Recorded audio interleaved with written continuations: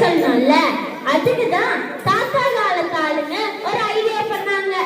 வேட்டைக்கு யூஸ் பண்ற வில்லு இருக்குல்ல, அதுல கயிறு கட்டி மணி கட்டி டங்கு டங்குன்னு தட்டி கதை சொன்னாங்களாம். அந்த சத்தத்துக்கு ஊரே கூடி கதை கேட்குமா. அப்படி பிறந்ததுதான் பாட்டு. இப்ப இந்த மாதிரி இருக்க பசங்களுக்கு ஸ்பாட்டிஃபை, பாட்காஸ்ட், இன்ஸ்டா தான் தெரியும். குட்டீஸ், கதை கேட்க பிடிக்குமா உங்களுக்கு? இன்னைக்கு கதை சொல்ல போறது யூடியூப்ல, பேஸ்புக்ல, ஷார்ட்ஸ் இல்ல, நம்ம ஏட்டுக்கல்வி குழந்தைங்க தான். யார பத்தின கதை தெரியுமா?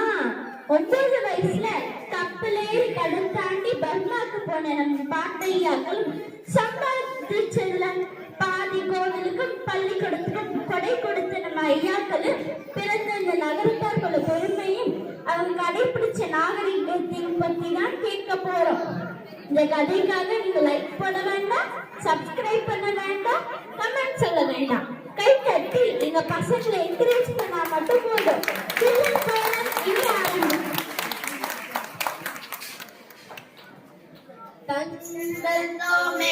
சொல்லியே வில்லினை பாடாமா, வில்லினை பாடாமா, மந்தருவாய் கணபதியே, மந்தருவாய் கணபதியே.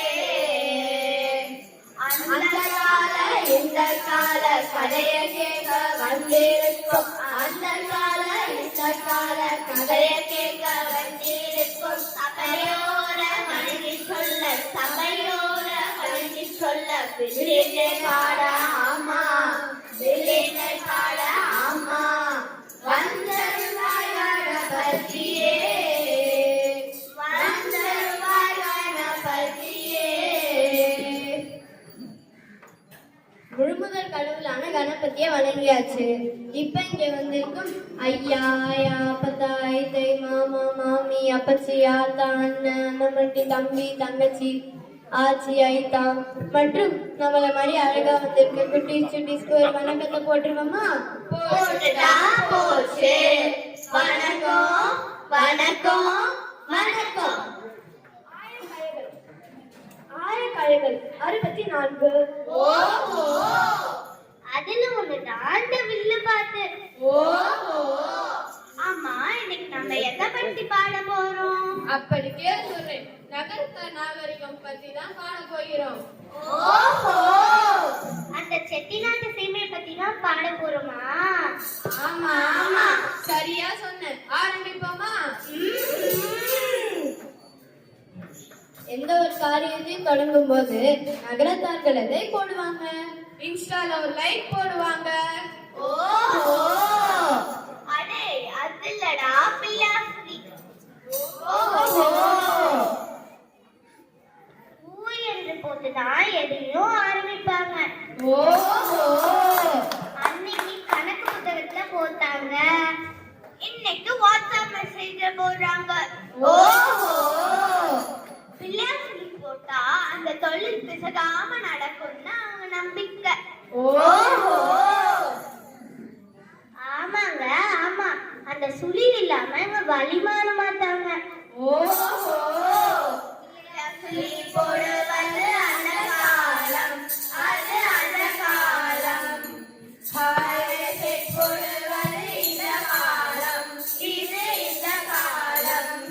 அடுத்ததா ஒரு கேள்வி கேட்கிறேன். நகரத்தார் நெத்திய பார்த்தா எப்படி இருக்கும்?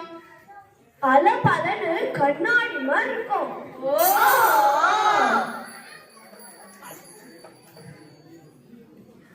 இல்ல இல்ல, தப்பு. 3 பட்ட விபூதி இருக்கும். காலையில குளிச்சுட்டு ஈர துணியோட நெத்தி நிறைய விபூதி பூசுவாங்க. அன்னைக்கு அது ஒரு கம்பீரம்.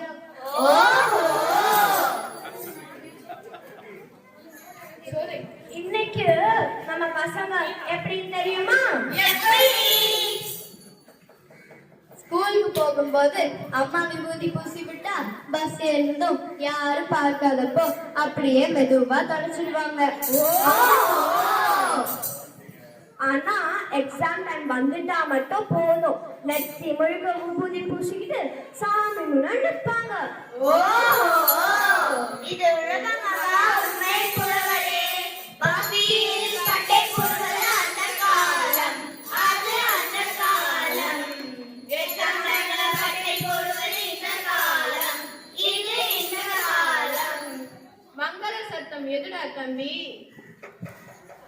மியூசிக் சிஸ்டம்ல வர சத்தம் தானே? இல்லடா, அது சங்கு சத்தம். நம் நகர்த்தார் வீடுகள்ல சங்கு ஊதுறது ஒரு மங்கள சத்தம். அன்னைக்கு மூச்சை பிடிச்சு சங்கு ஊதுனாங்க. இன்னைக்கு யாருக்கும் மூச்சே பத்த மாட்டேங்குது. அதனாலதான் போன்ல சங்கு சத்தம் டவுன்லோட் பண்ணி வச்சிருக்காங்களா? ஆமா ஆமா, சங்கு சத்தத்தை கேட்டாலே கவலை எல்லாம் ஓடி போகும். மூச்சை பிடிச்சு சங்கு ஊடுவது அந்த காலம், அது அந்த காலம். போன்ல சத்தம் போடுவது இந்த காலம், இது இந்த காலம்.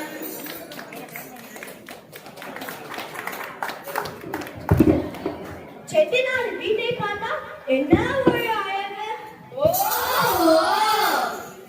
நடு வீட்டுல அழகா ஒரு கோலம் இருக்கும். அரிசி மாவை நனைச்சு கையிலே இலைப்பாங்க.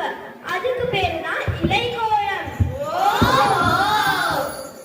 இப்போ எல்லாம் அந்த பெரிய வீட்டுல யாருப்பா இருக்காங்க? அதான்பா விஷயமே. இப்ப எல்லாரும் சிட்டிக்கு வந்துட்டோம். பெரிய வீடெல்லாம் சுருங்கி தனி வீடா மாறிடுச்சு. இலை கோலம் மறைஞ்சு இப்ப ஸ்டிக்கர் கோலம் வந்துருச்சு. ஆனாலும் நம்ம ஆட்சிங்க விட மாட்டாங்க. பண்டிகை மட்டும் வந்துட்டா போதும், எல்லா வகையான கோலங்களையும் போட்டு நம்மள அசத்திடுவாங்க.